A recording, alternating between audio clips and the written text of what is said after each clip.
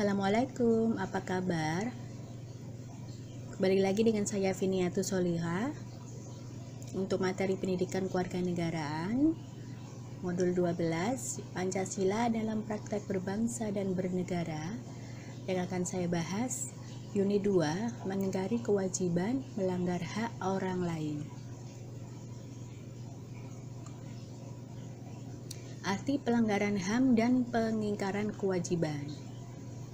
Pelanggaran hak asasi manusia adalah setiap perbuatan seseorang atau kelompok orang termasuk aparat negara baik disengaja maupun tidak disengaja atau kelalaian secara melawan hukum, mengurangi, menghalangi, membatasi atau mencabut hak asasi manusia seseorang atau kelompok orang yang dijamin oleh undang-undang dan tidak mendapatkan atau dikhawatirkan tidak akan memperoleh penyelesaian hukum yang adil dan benar berdasarkan mekanisme hukum yang berlaku.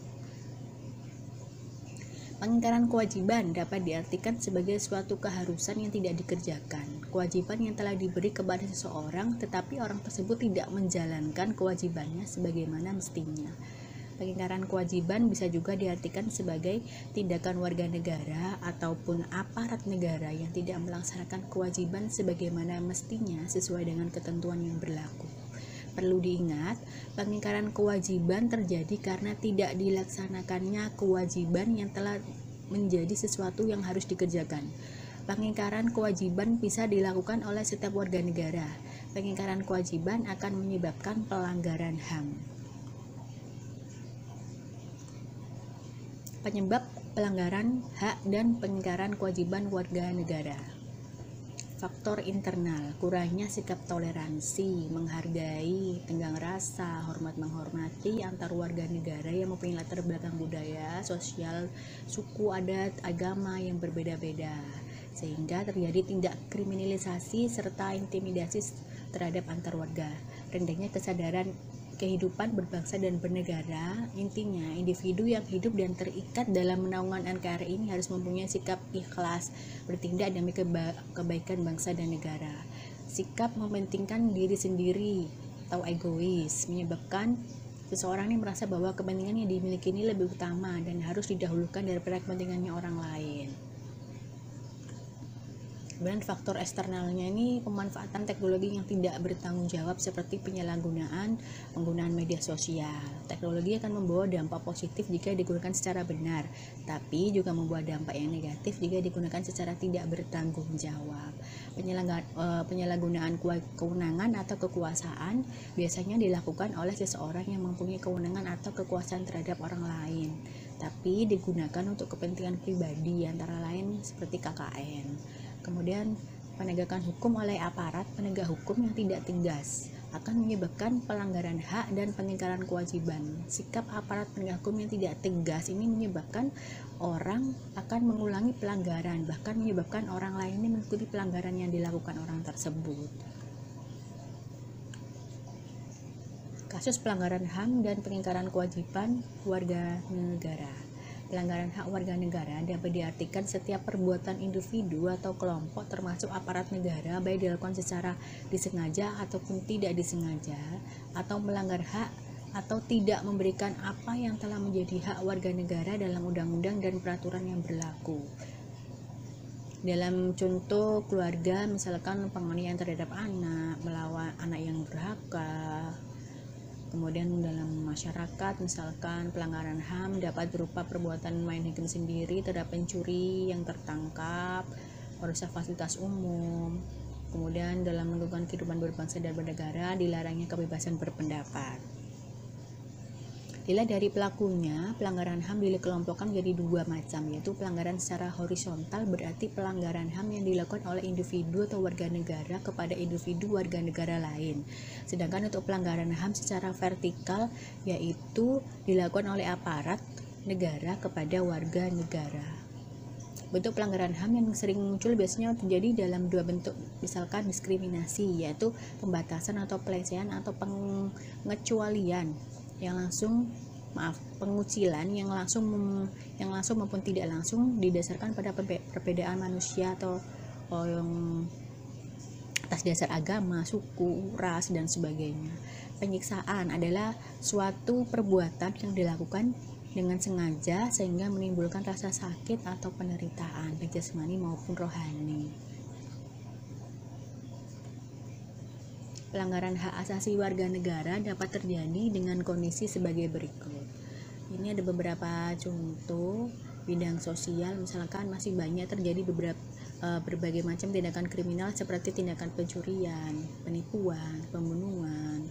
Hak asasi warga negara secara tegas ini telah dijamin dalam pasal 28A dan 28C Undang-Undang Dasar.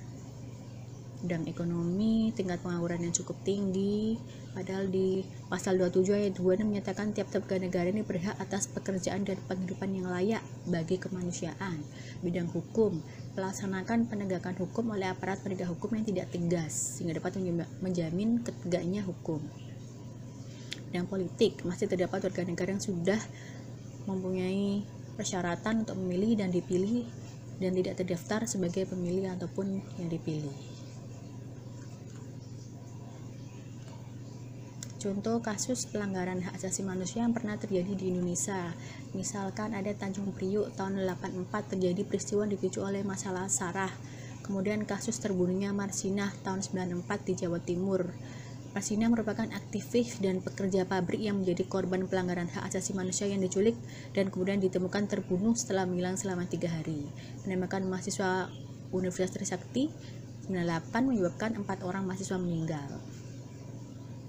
Upaya pemerintah dalam penanganan pelaksanaan hak dan pengingkaran kewajiban warga negara yakni dengan pembentukan instrumen HAM berupa peraturan perundang-undangan dan lembaga penegak hak asasi manusia. Instrumen HAM mempunyai tujuan sebagai alat untuk menjamin proses perlindungan penegakan hak asasi manusia, menjamin kepastian hukum serta memberikan arahan dalam proses penegakan HAM. Pembentukan lembaga perlindungan HAM, pemerintah juga melakukan upaya pencegahan, preventif, dan penegakan represif. Ini ada beberapa contoh lembaga perlindungan HAM seperti Komisi Nasional HAM. Tugasnya, lembaga negara Indonesia yang memiliki fungsi dan juga tugas mengurusi segala sesuatu yang berhubungan dengan hak asasi manusia. Ada Pengadilan HAM, Komisi Nasional Anti Kekerasan Terhadap Perempuan, Komisi Kebenaran dan Rekonsiliasi, Komnas Perlindungan Anak Indonesia.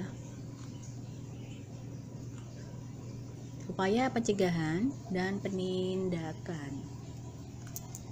Upaya pencegahan yaitu suatu tindakan pengendalian sosial yang dilakukan untuk dapat mencegah atau juga mengurangi kemungkinan terjadinya hal-hal yang tidak diinginkan di masa mendatang, atau organisasi baik organisasi pemerintah maupun non-pemerintah untuk mencegah dan mengantisipasi suatu masalah atau terjadinya peristiwa pelecehan dan pelanggaran terhadap hak asasi manusia baik lokal maupun global.